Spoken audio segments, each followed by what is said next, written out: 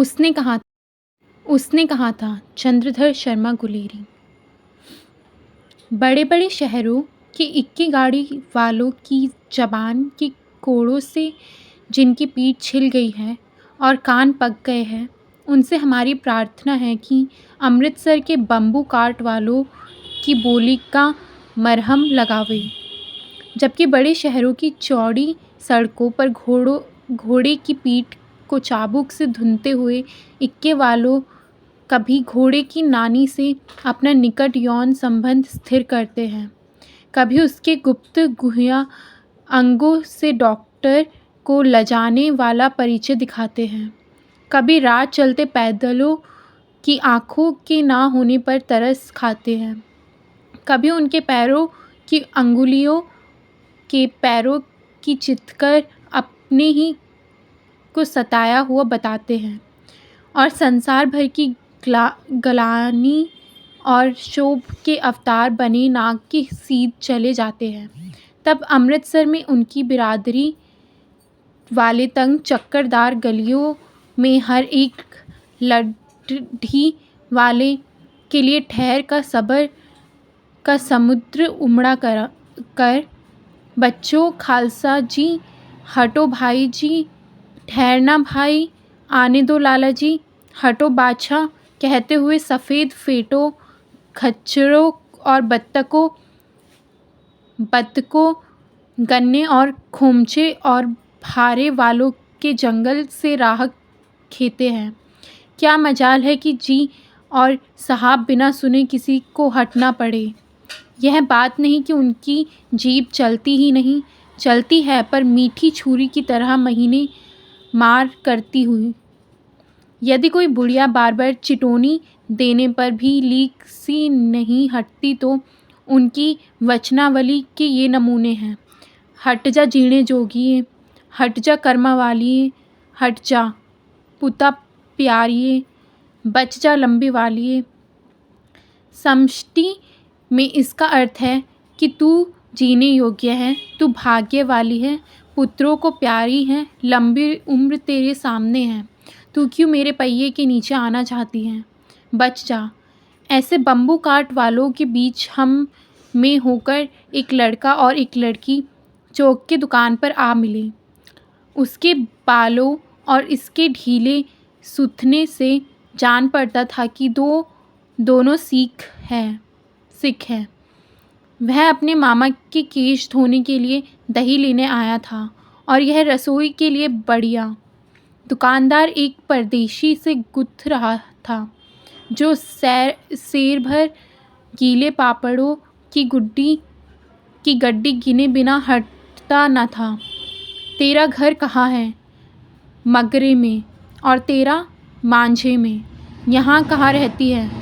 अतर सिंह की बैठक में। वह मेरे मामा होते हैं। मैं भी मामा के आया हूँ। उनका घर गुरु बाज़ार में है। इतने में दुकानदार निपटा और इनका सौदा देने लगा। सौदा लेकर दोनों साथ साथ चले। कुछ दूर जाकर लड़के ने मुस्कुरा कर पूछा, तेरी कुड़माई हो गई? इस पर लड़की कुछ आंखें चढ़ाकर धत कहकर दौड़ गई और लड़का मुंह देखता रह गया। दूसरे तीसरे दिन सब्जी वाले के यहाँ या दूध वाले के यहाँ अकस्मात दोनों मिल जाते। महीना भर यही हाल रहा। 2-3 बार लड़के ने फिर पूछा, तेरी कुड़माई हो गई? और उत्तर में वही धत मिला। एक दिन जब फिर लड़के ने वैसी ही हंसी में चिढ़ाने के लिए पूछा तो लड़के की संभावना के विरुद्ध बोली, हाँ हो गई। कब? कल। देखते नहीं ये रेशम से कड़ा हुआ सालू। लड़की भाग गई। लड़के ने घर की सीध ली। रास्ते में एक लड़के को मोरी में ढकेल दिया, एक छाबड़ी वाले की दिन भर की कमाई खोई, एक कुत्ते को पत्थर मारा और गोभी वाले ठेले में दूध उड़ेल दिया। सामने नहाकर आती हुई किसी वैष्णवी से टकराकर अंधे की उपाधि पाई। तब कहीं घर पहुंचा। होश में आओ, कयामत आई है और लपटन साहब की वर्दी पहनकर आई है। क्या? लपटन साहब या तो मारे गए हैं या कैद हो गए हैं। उनकी वर्दी पहनकर कोई जर्मन आया है। सूबेदार ने इसका मुंह नहीं देखा, मैंने देखा है और बातें की है। सोहरा साफ उर्दू बोलता है, पर किताबी उर्दू, और मुझे पीने को सिगरेट दिया है। तो अब मारे गए, धोखा है। सूबेदार कीचड़ में चक्कर काटते फिरेंगे और यहाँ खाई पर धावा होगा, उधर उन पर खुले में धावा होगा। उठो, एक काम करो। लपटन में पैरों के निशान देखते देखते पलटन ने पैरों के निशान देखते देखते दौड़ जाओ। अभी बहुत दूर ना गए होंगे। सूबेदार से कहो कि एकदम लौट आवे। खंदक की बात झूठ है। चले जाओ, खंदक के पीछे से ही निकल जाओ। पत्ता तक ना खुड़के। देर मत करो। हुक्म तो यह है कि ऐसी तैसी हुक्म की, मेरा हुक्म है। जमादार लहना सिंह जो इस वक्त यहाँ सबसे बड़ा अफसर है, उसका हुक्म है मैं लपटन साहब की खबर लेता हूँ। पर यहाँ तो तुम 8 ही हो। 8 नहीं, 10 लाख। एक अकालिया से 1.25 लाख के बराबर होता है। चलो जाओ। लौटकर खाई के मुहाने पर लहना सिंह दीवार से चिपक गया। उसने देखा कि लपटन साहब ने जेब से बेल के बराबर 3 गोले निकाले, तीनों की जगह जगह खंदक की दीवारों में घुसेड़ दिया और तीनों में एक तार सा बांध दिया। तार के आगे सूत की गुत्थी थी, जिसे सिगड़ी के पास रखा। बाहर की तरफ जाकर एक दियासलाई जलाकर गुत्थी रखने, बिजली की तरह दोनों हाथों से उल्टी बंदूक को उठाकर लहना सिंह ने साहब की कुहनी पर तानकर दे मारा। धमाके के साथ साहब के हाथ से दियासलाई गिर पड़ी। लहना सिंह ने एक कुंदा साहब की गर्दन पर मारा और साहब आँख मीन गाठ कहते हुए चित हो गए। लहना सिंह ने तीनों गोले बिनकर खंदक के बाहर फेंक दिए। साहब को घसीटकर सिगड़ी के पास लिटाया, जेबों की तलाशी ली, 3-4 लिफाफे और एक डायरी निकालकर उन्हें अपनी जेब के हवाले किया। साहब की मूर्छा हटी। लहना सिंह हंसकर बोला, क्यों लपटन साहब, मिजाज कैसा है? आज मैंने बहुत बातें सीखी। यह सीखा कि सिगरेट पीते हैं। यह सीखा कि जगाधरी के ज़िले में नीलगाय होती हैं और उनके 2 फुट 4 इंच के सींग होते हैं। यह सीखा कि मुसलमान खानसामा मूर्तियों पर जल चढ़ाते हैं और लपटन साहब खोते पर चढ़ते हैं। पर यह तो कहो, ऐसी साफ उर्दू कहाँ से सीख आए? हमारे लपटन साहब तो बिना टेम के 5 लफ्ज़ भी नहीं बोला करते थे। लहना सिंह ने पतलून की जेबों की तलाशी नहीं ली थी। साहब ने मानो जाड़े से बचने के लिए दोनों हाथ जेबों में डाले। लहना सिंह कहता गया, चालाक तो बड़े हो, पर मांझे का लहना इतने बरस लपटन साहब के साथ रहा है। उसे चकमा देने के लिए 4 आंखें चाहिए। 3 महीने हुए एक तुर्की मौलवी मेरे गांव में आया था। औरतों को बच्चे होने का ताबीज बांटता था और बच्चों को दवाई देता था। चौधरी के बड़ के नीचे मंजा बिछाकर हुक्का पीता रहता था और कहता था कि जर्मनी वाले बड़े पंडित हैं, वेद पढ़ पढ़कर उसमें से विमान चलाने की विधा जान गए हैं।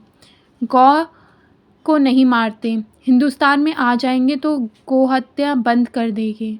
मंडी के बन्नियों को बहकाता था कि डाकखाने से रुपए निकाल लो, सरकार का राज्य जाने वाला है।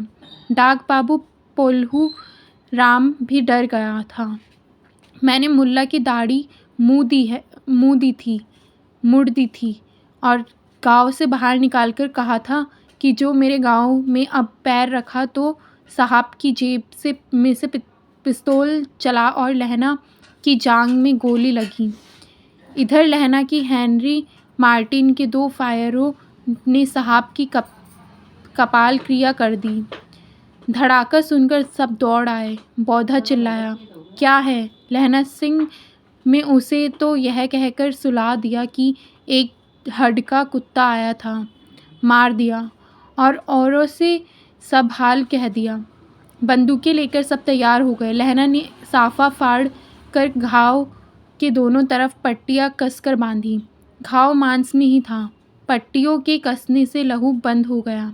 इतने में 70 जर्मन चिल्लाकर खाई में घुस पड़े। सिखों के बंदूकों की बाढ़ ने पहले धावे को रोका, दूसरे को रोका, पर यहाँ थे 8। लहना सिंह तक कर मर रहा था।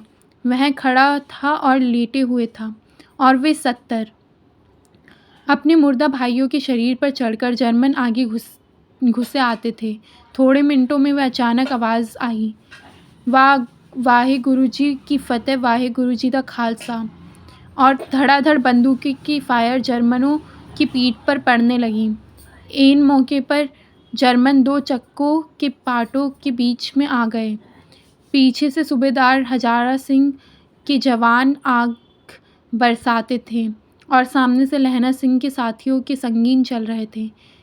पास आने पर पीछे वालों ने भी संगीन पिरोना शुरू कर दिया। एक किलकारी और अकाल सिखा दी फौज आई। वहाँ गुरुजी दी फतह, वाह गुरुजी दी खालसा। सत श्री अकाल पुरुष। और लड़ाई ख़त्म हो गई। 63 जर्मन या तो खेत रहे थे या करहा रहे थे। सिखों में 15 के प्राण गए।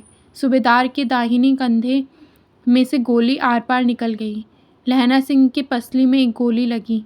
उसने घाव को खंदक की गीली मिट्टी से पुर लिया और बाकी का साफा कसकर कमरबंद की तरह लपेट लिया। किसी को खबर नहीं हुई कि लहना के दूसरा घाव भी भारी घाव लगा है। लड़ाई के समय चांद निकल आया था, ऐसे चांद जिसके प्रकाश से संस्कृत कवियों का दिया हुआ शई नाम सार्थक होता है। और हवा ऐसी चल रही थी कि जैसी कि बाण भट्ट की भाषा में दंतावीणों पदेशाचार्य कहलाती। वजीर सिंह कह रहा था कि कैसे मन भर फ्रांस की भूमि मेरे बूटों से चिपक रही थी जब मैं दौड़ा सूबेदार के पीछे गया था। सूबेदार लहना सिंह से सारा हाल सुन और कागजात पाकर उसकी तुरंत बुद्धि को सराह रहे थे और कह रहे थे कि तू ना होता तो आज सब मारे जाते। इस लड़ाई की आवाज़ 3 मील दाहिनी ओर की खाई वालों ने सुन ली थी। उन्होंने पीछे टेलीफोन कर दिया था। वहाँ से झटपट 2 डॉक्टर और 2 बीमार ढोने की गाड़ियाँ चली, जो कोई 1.5 घंटे के अंदर आ पहुँची। फील्ड अस्पताल नज़दीक था। सुबह होते होते वहाँ पहुँच जाएंगे, इसलिए मामूली पट्टी बांधकर एक गाड़ी में घायल लिटाए गए और दूसरे में लाशों रख दी गई। सूबेदार ने लहना सिंह की जांघ में पट्टी बंधवानी चाहिए। बोधा सिंह ज्वर से बर्रा रहा था, पर उसने यह कहकर टाल दिया कि थोड़ा घाव है, सवेरे देखा जाएगा। वह गाड़ी में लिटाया गया। लहना को छोड़कर सूबेदार जाते नहीं थे। यह देख लहना ने कहा, तुम्हें बौद्धा की कसम है, तुम सूबेदारनी जी की सौगंध है तो इस गाड़ी में ना चले जाओ, और तुम मेरे लिए वहाँ पहुँचकर गाड़ी भेज देना, और जर्मन मुर्दों के लिए भी 2 गाड़ियाँ आती होंगी। मेरा हाल बुरा नहीं है, देखते नहीं मैं खड़ा हूँ। वजीरा सिंह मेरे पास ही है। अच्छा, पर बौद्धा गाड़ी पर लेट गया। भला आप भी चढ़ जाओ। सुनिए तो, सूबेदारनी होरा को चिट्ठी लिखो तो मेरा मत्था टेकना, लिख देना, और जब घर जाओ तो कह देना कि मुझसे जो उन्होंने कहा था वह मैंने कर दिया। गाड़ियाँ चल पड़ी थी। सूबेदार ने चढ़ते चढ़ते लहना के हाथ पकड़कर कहा, तूने मेरे और बोधा के प्राण बचाए हैं। लिखना कैसा? साथ ही घर चलेंगे। अपनी सूबेदारनी से तो खुद ही कह देना। उसने क्या कहा था? अब आप गाड़ी पर चढ़ जाओ। मैंने जो कहा वह लिख देना और कहीं भी देना। गाड़ी के जाते ही लहना लेट गया। वजीरा पानी पिला दे और मेरा कमरबंद खोल दे, तर हो रहा है। मृत्यु के कुछ समय पहले स्मृति बहुत साफ हो जाती है। जन्म भर की घटनाएं एक एक करके सामने आती हैं। सारे दृश्यों के रंग साफ होते हैं। समय की धुंध बिल्कुल उन पर से हट जाती है। लहना सिंह 12 वर्ष का है। अमृतसर में मामा के यहाँ आया हुआ है। दही वाले के यहाँ, सब्जी वाले के यहाँ हर कहीं उसे 8 साल की लड़की मिल जाती है। जब वह पूछता है कि तेरी कुड़माई हो गई, तब वह धत कहकर भाग जाती है। एक दिन उसने वैसे ही पूछा तो उसने कहा, हाँ कल हो गई, देखते नहीं ये रेशम के फूलों वाला सालू। यह सुनते ही लहना सिंह को दुख हुआ, क्रोध हुआ। क्यों हुआ? वजीरा सिंह पानी पिला दे। 25 वर्ष बीत गए। अब लहना सिंह नंबर 77 राइफल्स में जमादार हो गया। उस 8 वर्ष की कन्या का ध्यान ही ना रहा। ना मालूम वह कभी मिली थी या नहीं। 7 दिन छूट कर लेकर ज़मीन के मुकदमे की पैरवी करने वह घर आया।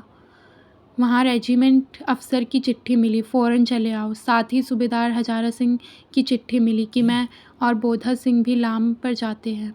लौटते हुए हमारे घर होते आना, साथ चलेंगे। सूबेदार का घर रास्ते में पड़ता था और सूबेदार उसे बहुत चाहता था। लहना सिंह सूबेदार के यहाँ जा पहुँचा। जब चलने लगे तो सूबेदार पेड़े में निकल कर आया। बोला, लहना सिंह सूबेदारनी तुमको जानती हैं, बुलाती है, जा मिला। लहना सिंह भीतर पहुंचा। सूबेदारनी मुझे जानती है। कब से? रेजिमेंट के क्वार्टरों में तो कभी सूबेदार के घर के लोग रहे नहीं। दरवाजे पर जाकर मत्था टेकना कहा। असी सुनी। लहना सिंह चुप। मुझे पहचाना नहीं? तेरी कुड़माई हो गई, धत कल हो गई। देखते नहीं रेशमी बूटों वाला सालू अमृतसर में। भाव की टकराहट से मूर्छा खुली, करवट बदली, पसली का घाव बह निकला। वजीरा सिंह पानी पिला।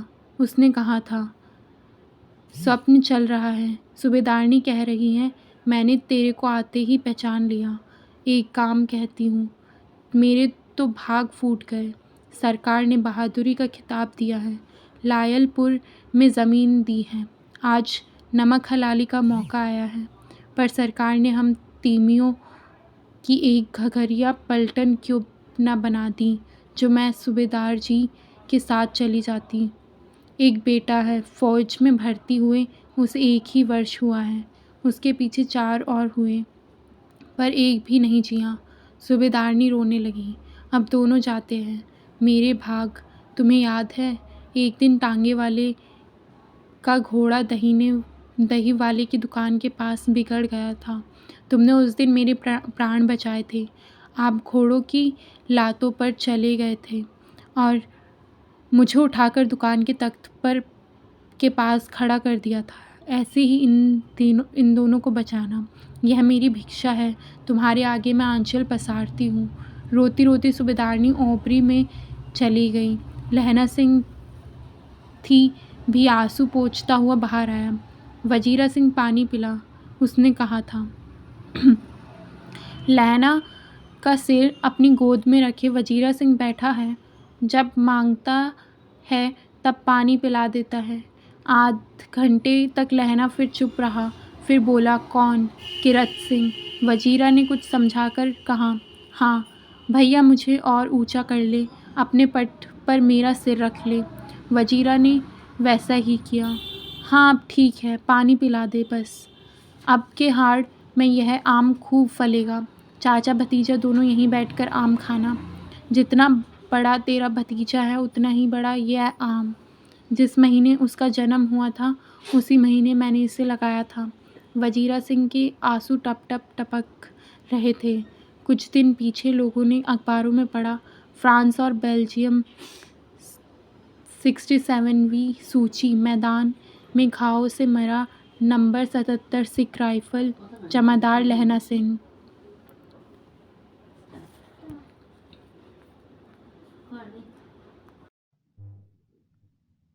पंच परमेश्वर प्रेमचंद्र द्वारा रचित। प्रेमचंद्र का परिचय। हिंदी के प्रसिद्ध कहानीकार प्रेमचंद का असली नाम धनपत राय था। इनका जन्म वाराणसी के निकट लम्ही में हुआ था। प्रेमचंद ने कुछ दिनों तक शिक्षा विभाग में पहले अध्यापक और फिर सब डिप्टी इंस्पेक्टर की नौकरी की, परंतु 1920 के बाद उन्होंने अपना पूरा समय हिंदी पत्रिकाओं के संपादन और कहानी लेख लिखने में बिताया। अपने काल में हो रहे सामाजिक और राजनीतिक परिवर्तन ही उनकी कहानियों पर का आधार बने। जहाँ एक तरफ उनकी कहानियों में गांव के लोगों का रहन सहन, उनकी परेशानी और उनके छोटे बड़े सुख और दुख की झलक मिलती है, वहीं दूसरी तरफ जिंदगी की जटिलता से जूझते हुए नगर वासियों का सही चित्रांकन भी मिलता है। मानव संबंधों पर आधारित यह कहानी पंच परमेश्वर प्रेमचंद की प्रसिद्ध कहानियों में से एक है। जुम्मन शेख और अलगू चौधरी बचपन से दोस्त थे। दोनों को एक दूसरे पर पूरा भरोसा था। वे साथ खाते पीते नहीं थे, धर्म भी अलग थे, केवल विचार मिलते थे, यही उनकी मित्रता का आधार था। जुम्मन की एक बूढ़ी खाला मौसी थी। उनके पास थोड़ी सी जमीन जायदाद थी। जुम्मन ने उन्हें फुसलाकर जायदाद अपने नाम लिखवा ली। जब तक दान पत्र की रजिस्ट्री नहीं हुई थी, खाला का खूब आदर सत्कार होता था। रजिस्ट्री होते ही सब कुछ बदल गया। अब खाला को सूखी रोटी और कड़वे बोल ही सुनने को मिलते थे। कुछ दिन तक खाला जान ने सुना और सहा। जब और ना सह सकी तो जुम्मन से बोली, बेटा मुझे हर महीने कुछ रुपए दे दिया कर, मैं अलग खा पका लूंगी। जुम्मन ने रुपए देने से मना कर दिया। इस पर खाला बिगड़ गई। उन्होंने पंचायत करने की धमकी दी। पढ़ा लिखा होने के कारण जुम्मन का बहुत मान था। वह जानते थे कि जीत उन्हीं की होगी। हंसकर बोले, जरूर करो। कई दिनों तक बूढ़ी खाला हाथ में लकड़ी लिए घर घर घूमी। सब लोगों से पंचायत में आने के लिए कहा। किसी ने हाँ हूँ करके टाल दिया तो किसी ने उल्टे उन्हें ही गालियां दी। चारों ओर से घूम घाम कर बेचारी अल्लू चौधरी के पास आई। अल्लू से भी पंचायत में आने के लिए कहा। अल्लू बोला, आ तो जाऊंगा पर मुंह ना खोलूंगा। जुम्मन से मेरी पुरानी दोस्ती है, उसे बिगाड़ नहीं सकता। इस पर खाला बोली, बेटा क्या बिगाड़ के डर से ईमान की बात न कहोगे। खाला चली गई पर अल्लू बहुत देर तक यही बात सोचता रहा। शाम के समय पेड़ के नीचे पंचायत बैठी। खाला ने पंचों को अपना दुख सुनाया और न्याय मांगा। वे पंच का फैसला मानने को तैयार थी। सरपंच बनने की बारी आई। पूछने पर जुम्मन बोले, खाला जिसे चाहे उसे बनाए, मैं भी पंच का फैसला मानने को तैयार हूँ। तब खाला ने अल्लू को सरपंच बनाया। जुम्मन खुश हो गए। अब तो जीत उनकी ही होनी थी, पर अल्लू कतराने लगे। तब खाला बोली, बेटा दोस्ती के लिए कोई अपना ईमान नहीं बेचता। पंच न किसी के दोस्त होते हैं न दुश्मन। पंच के दिल में खुदा बसता है। उनके मुंह से जो बात निकलती है वह खुदा की तरफ से निकलती है। अलगू चौधरी सरपंच हुए। खाला और जुम्मन अब उनके लिए एक समान थे। तब जुम्मन ने अपनी बात पंचों से कही। खाला की जायदाद से मुझे फायदा नहीं होता, इसलिए मैं उन्हें हर महीने खर्च नहीं दे सकता। फिर इस तरह की कोई लिखा पढ़ी भी तो नहीं हुई है। इस बात पर अलगू जुम्मन से सवाल जवाब करने लगे। जुम्मन हैरान थे। फिर अलगू ने फैसला सुनाया। खाला को खर्च देने लायक लाभ तो जायदाद से हो ही जाता है। अगर जुम्मन खर्च नहीं देंगे तो दान पत्र की रजिस्ट्री रद्द कर दी जाएगी। फैसला सुनकर जुम्मन दंग रह गया। क्या यही कलयुग की दोस्ती है? जिस पर भरोसा था उसी ने समय पड़ने पर धोखा दिया। सब लोग अलगू की सच्चाई की तारीफ करने लगे। इसी का नाम पंचायत है। दूध का दूध पानी का पानी कर दिया। इस फैसले ने अलगू और जुम्मन को दुश्मन बना दिया। सच के एक झोंके ने दोस्ती की जड़ हिला दी। जुम्मन हर समय बदला लेने की सोचने लगे। शीघ्र ही उन्हें यह अवसर मिला। पिछले साल अलगू मेले से बड़े बड़े सींगों वाले एक जोड़ी बैल खरीद लाया था। पंचायत के 1 महीने बाद ही एक बैल मर गया। अब एक बैल से क्या होता, तो अलगू ने उसे गांव के बनिए समझू साहू को बेच दिया। साहू ने 150 रुपए में बैल खरीद लिया। 1 महीने बाद दाम चुकाने की बात हुई। समझू साहू गांव से गुड़ घी लाद कर मंडी ले जाते थे। फिर मंडी से तेल नमक लाकर गांव में बेचते थे। नया बैल पाया तो दिन में 3-4 चक्कर लगाने लगे। पशु के साथ पशु का सा बर्ताव किया। न ठीक से चारा दिया न पानी ही। आखिर एक दिन कोरे की मार खाते खाते बैल जो गिरा फिर कभी न उठा। कई महीने बाद अलगू बैल के दाम मांगने गए। समझू साहू और उनकी पत्नी ने उन्हें बहुत डांटा। मरा सा बैल दिया था, उस पर दाम मांगने चले हैं। यहाँ तो जन्म भर की कमाई लुट गई। अलगू 150 रुपए गंवाना ना चाहते थे। लोगों ने उन्हें पंचायत करने को कहा। वे मान गए। पंचायत की तैयारियां हुई। तीसरे दिन शाम को उसी पेड़ के नीचे पंचायत बैठी। समझू साहू ने जुम्मन शेख को सरपंच बनाया। अलगू निराश हो गए पर कुछ बोले नहीं। सरपंच बनते ही जुम्मन में जिम्मेदारी आ गई। वे न्याय और धर्म के आसन पर बैठे थे।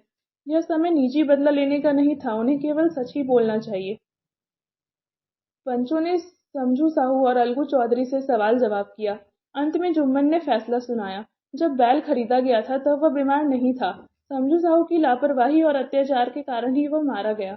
समझू साहू अलगू चौधरी को बैल के पूरे दाम दे। अलगू चाहे तो दाम कुछ कम कर सकते हैं। अलगू खुशी से झूम गए, उठ खड़े हुए और जोर से बोले, पंच परमेश्वर की जय। थोड़ी देर बाद जुम्मन अलगू के पास आए, गले लिपटकर बोले, आज पता चला है कि पंच ना किसी का दोस्त होता है न दुश्मन। पंच में तो परमेश्वर वास करते हैं। अलगू रोने लगे। दिल का मैल धुल चला था। मित्रता की मुरझाई हुई लता फिर हरी हो गई। इसी के साथ कहानी समाप्त होती है।